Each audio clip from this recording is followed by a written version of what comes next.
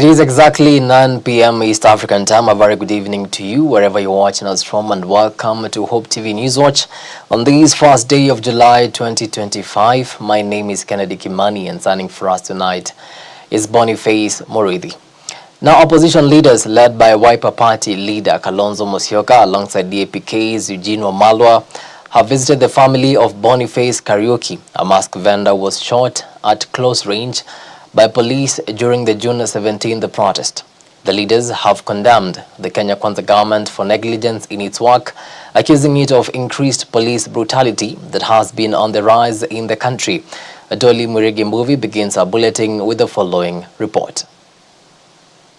Opposition leaders have today condoled with the family of Boniface Kariuki, a mask vendor who lost his life after being shot by a police officer during the June 17th protest in Nairobi, an incident that sparked outrage in the country. Kifo cha Kariuki kama vile kifo cha Albert Ojwang wakati ule na wale wengine ambao wanauawa kiolela na serikali ya Ruto. Sisi tunasimama na familia. The leaders led by Wiper leader Kalonzo Musyoka and his counterpart Eugene Wamalwa of DAP-K have strongly condemned the Kenya Kwanza government, calling it a failure in protecting the lives of the citizens. However, the leaders have said that the opposition lawyers led by former Speaker Justin Muturi have already taken action against this terrible injustice. Tayari tumeamrisha mawakili wetu pamoja na ile tume tumeanzisha juzi ikiongozwa na JB Muturi kuhakikisha kwamba kuna hali ya kuregeshewa heshima waathirika wa uongozi mbaya wa serikali ya Kenya Kwanza.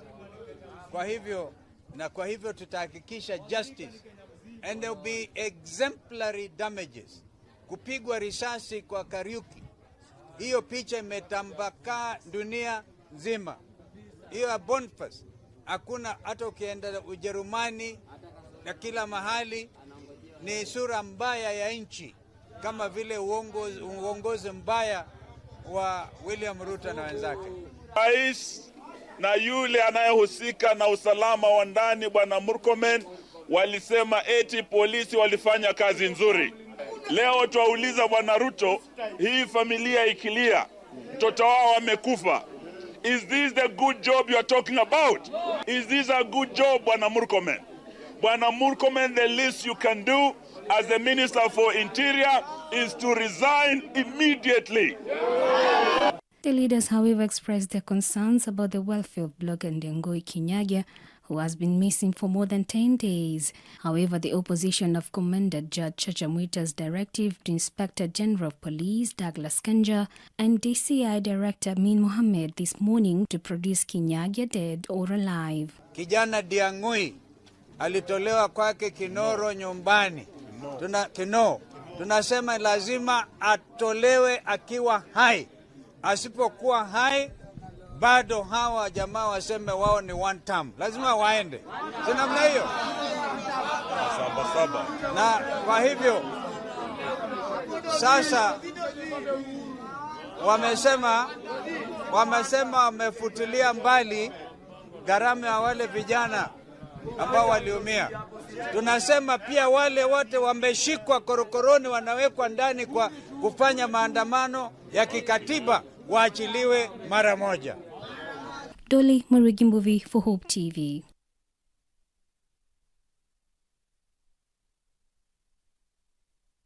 Much Dolly for that report. Moving on swiftly, and the High Court has ordered police to produce missing blogger and activist Ndengoi Kinyagia, whether dead or alive. Justice Chacha Mwita issued the directive on Tuesday, faulting the state for failing to explain Kinyagia's disappearance after DCI officers were reportedly the last to visit his home. The Law Society of Kenya filed a habeas corpus petition urging urgent accountability. The DCI boss Mohamed Amin has now been summoned to appear in person on Thursday as questions swirl over the state's role and silence in the activist's mysterious disappearance. It is now very difficult, Your Lordship, for order number 3 to be complied with.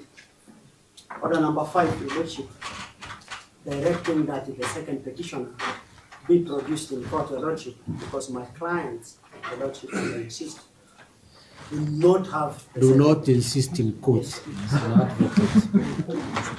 You persuade the court. Your Lordship, I persuade this court. So if you are insisting, they will insist. And then there are many. Wait. Let me conclude. Yes, Your Lordship. So you take that route, they will insist, and the next thing you will have an exchange.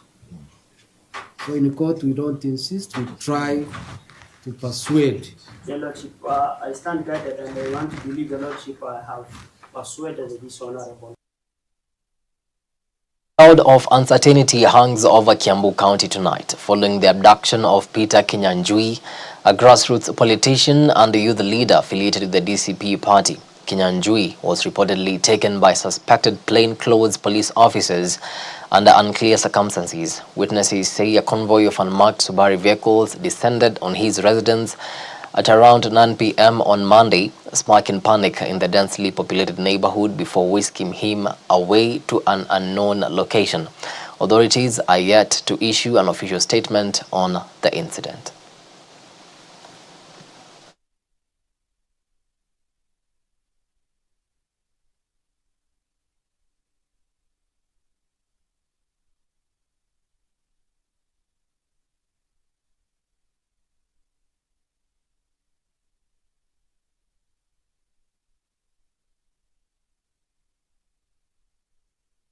Tuarimuru na watu wa huku wote walikuwa wamekataa waingie, so wakakuja na marisasi na ku make the matter worse, wakifyatua risasi wanamurika, wanaacha wamekota kila kitu. Bebo na serikali na watu wa serikali juu wote walikuwa hapo, wenye wako na uniform na wenye hawana uniform, na walikuwa wamevaa paka mask. Ndio wametuambia hayuko Limuru, ati alipelekwa Kiambu. Sasa ndio tunagoja tuende Kiambu ndio tujue ama ni uko wako. Hofu yangu ni wasimfanye vibaya.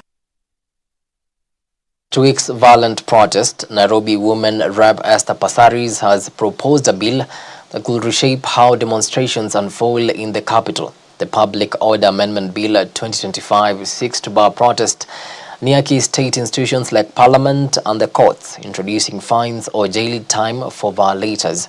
The bill also hands the Interior Ministry powers to designate official protest zones. This comes amid a crackdown on over 400 suspects linked to the June 25th unrest, which left a trail of destruction and reignited debate on the balance between public dissent and national security. Was prohibiting members of the public 100 meters away from Parliament or protected area, vice-versa the Act on the issue of protected areas, vice-versa the provision of Article 37, where, of course, the public have a right to present a petition and memoranda. Among the considerations outlined is the need to ensure that the enjoyment of rights by one person does not prejudice the rights and fundamental freedoms of others. People are calling demonstrations and giving public holidays and saying it's free fall, let's go to State House. I think we need to have laws, because once we have laws, then we can catch the offenders. And once we catch the offenders, then people will learn to respect the law.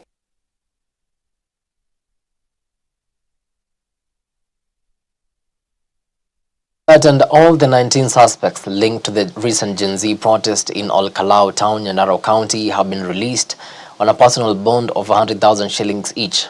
The individuals were arrested following violent demonstrations that disrupted business and led to clashes with police. The protests, driven by demands for government accountability and youth empowerment, have sparked intense debate across the country.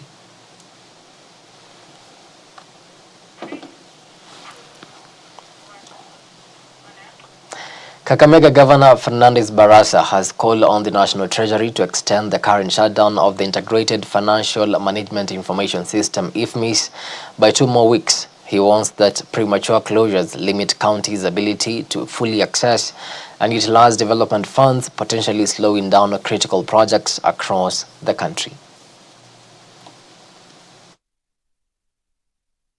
Through the Office of the Minister for the National Treasury and the Controller of Budget, I want to request you to extend the closure of IFMIS. That is the only way we can absorb the money. Kwa sababu tunajua financial year inaisha leo, and without extension of the closure of IFMIS, itakuwa vigumu sana kulipa contractors wetu kuanzia kesho. Hiyo itasaidia wale wote ambao wanahusika kwa shughuli ya kulipa contractors wetu na pia wakulima wetu.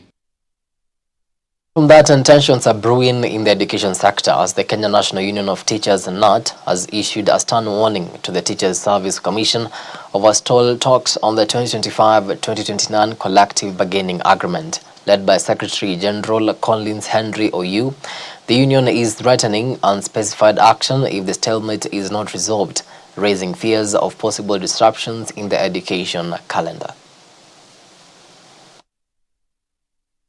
Country are really disappointed. Kenya National Union of Teachers did not expect this. What we expected was a counter-offer. Time is of essence, ladies and gentlemen. You know too well, much as I do, that 2021-25 CBA elapsed. The cycle elapsed on 30th of June.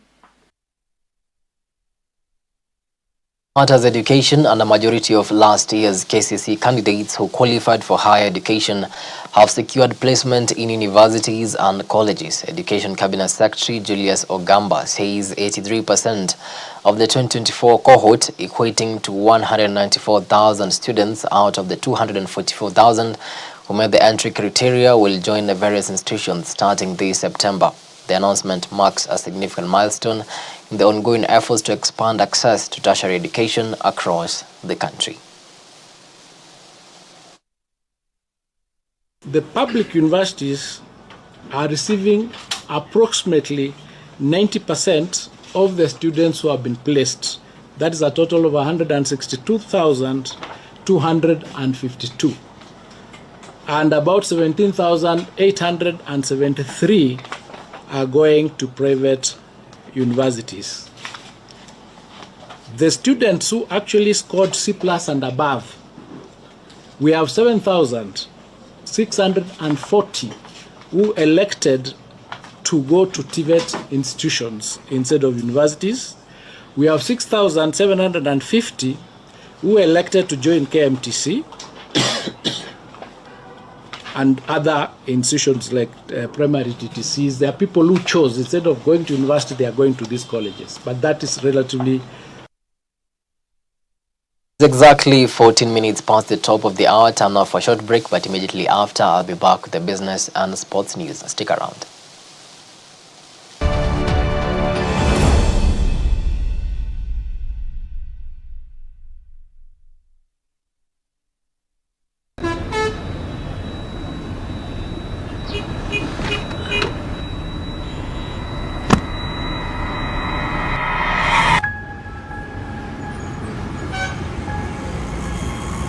Rafiki soul is the promise of a hand that reaches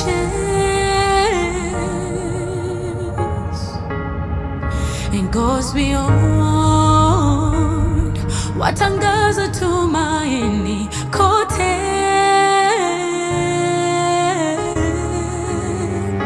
I'm forever grateful. Ninashukuru ukarimu, ukarimu. I'm forever grateful. Ninashukuru ukarimu, ukarimu.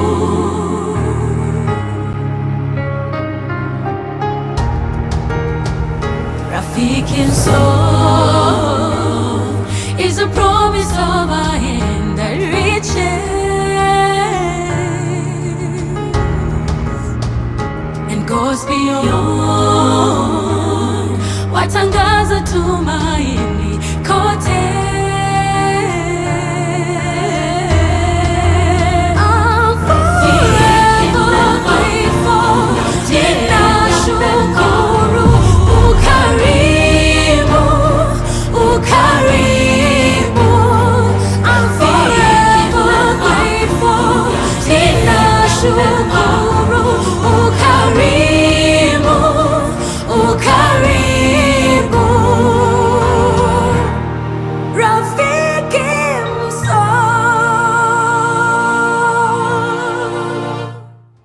Friends of Hope, keeping hope alive.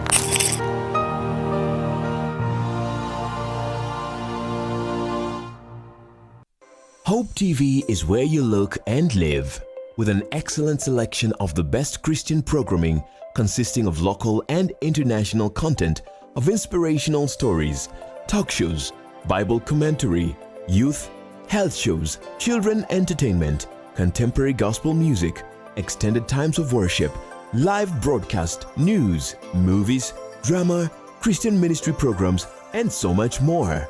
Hope TV is another quality service from Christ is the Answer Ministries with over 45% of authentic and credible local content every week. Hope TV is a sister station to Hope FM, Kenya's leading Christian radio station with footprints across the country. Tune in to Hope TV, where you look and live.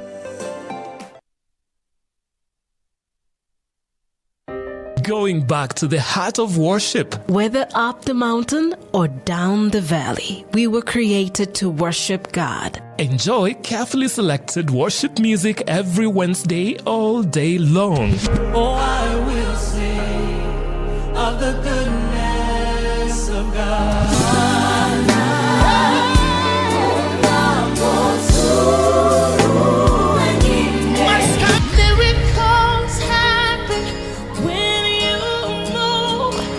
We take it a notch higher with more worship music. Every Wednesday is Worship Wednesday. Only on Hope FM. Listen and live. Thank you for tuning in to Hope TV, your go-to channel for hope, inspiration, education, and wholesome entertainment. At Hope TV, we are committed to knowing God and making Him known through powerful media content. We truly value you and are dedicated to serving you better. For feedback, inquiries, or complaints, reach out via WhatsApp or SMS on 0708 222 323. Email us at customerexperience@hopefm.org.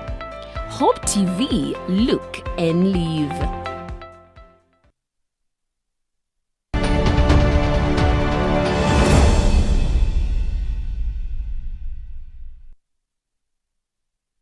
Now let's get down to business, and Kenya has once again emerged as the regional anchor for international development. This is according to a new PwC report.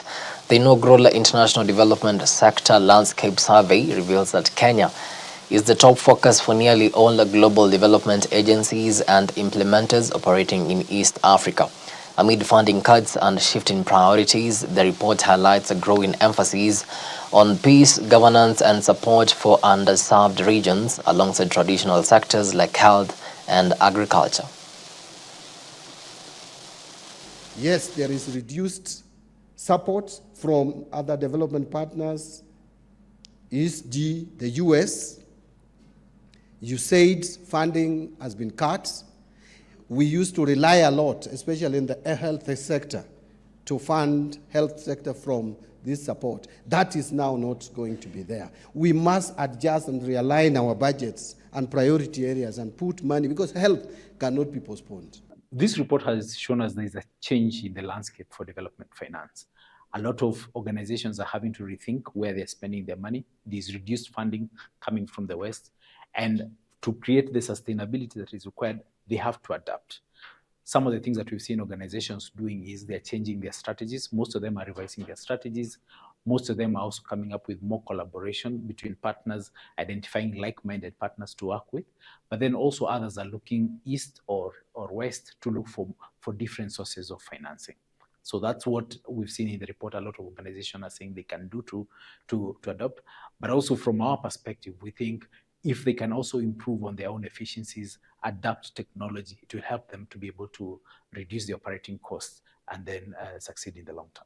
Yeah, from the survey, lots of international development actors still want to work in Kenya, and Kenya still remains a key focus country, which really reaffirms and underscores Kenya to be the regional hub where most of these actors want to play in, whether it's a funding agency, implementing entity, or indeed DFIs, development financing institutions. We've also seen Tanzania to be also a country of interest, which actually came number 2 following Kenya, and also quite some growing interest in Uganda, Ethiopia, Zambia, and Rwanda. And I believe most of this is because, especially for Tanzania, is really because of the stable political environment and a growing economy, I believe.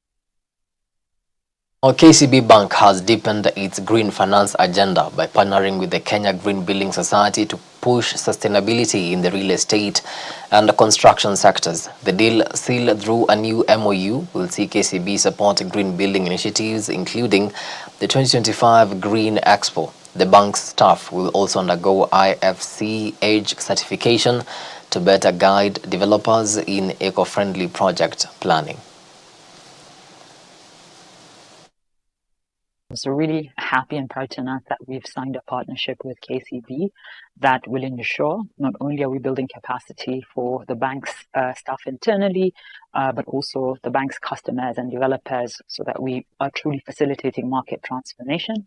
But similarly, we also want to leverage KCB's expertise as, a leading bank, not just in Kenya, but in, East Africa, so that the market can understand what financial products and opportunities there are in a sustainability-linked world.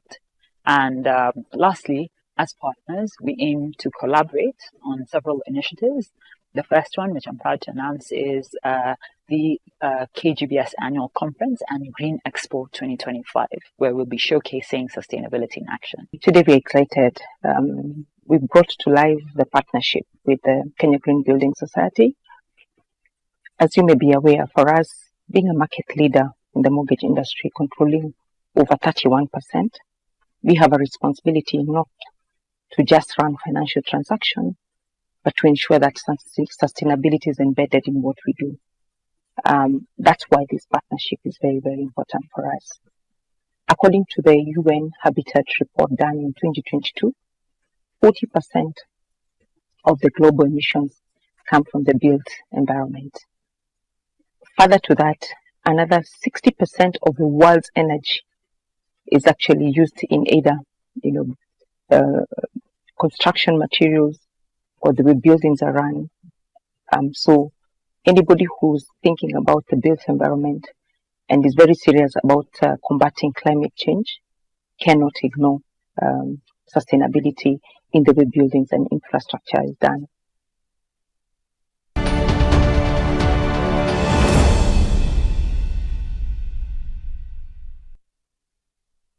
Shift gears to some sporting action, and Kenya is cementing its status as a top-tier global golf tourism destination following the successful hosting of the 16th CISM World Golf Championship in Kwale County. The event drew 119 participants from 19 nations, blending world-class competition with Kenya's signature hospitality. Tourism and defense officials hail the tournament as a milestone for both sports tourism, spotlighting the country's diverse offerings from elite golf courses to coastal getaways and wildlife safaris.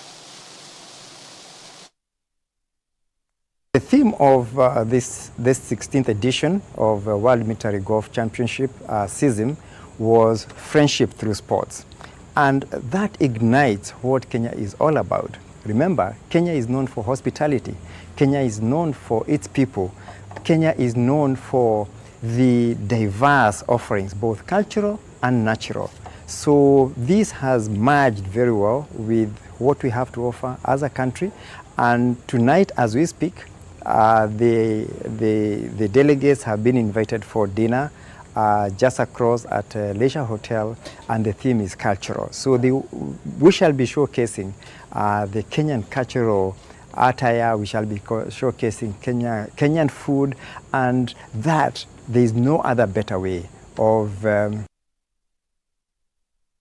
We finish off with stunning scenes in Orlando. So Manchester City crash out of the FIFA Club World Cup in a shock 4-3 defeat to Saudi Arabia's Al Hilal after extra time. Despite goals from Foden and Alvarez keeping City in contention, Al Hilal's resilience and clinical age seal one of the tournament's biggest upsets. City's exit ends hopes of an all-English semi-final against Chelsea, who now face Palmeiras on Friday. Al Hilal will meet Fluminense in the quarters following the Brazilians' win over Inter Milan.